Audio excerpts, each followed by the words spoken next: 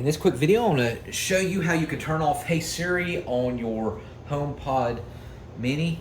And the reason you may want to do that, let's say if you got an iPhone in the home, you're using it, you don't want your HomePod Mini to keep interrupting and talking. So that's the main reason why people want to do it.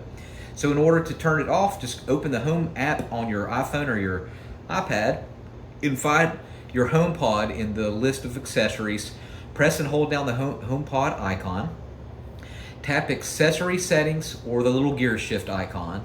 Scroll down to the Siri section. Turn off Listen for Hey Siri, and then tap Done. All right, that's the main reason. That's how to do it. And then, of course, the method number 2 is using your own voice. Just say, "Hey Siri, stop listening," and that's the quickest way to do it. Is to say, "Hey Siri, stop listening."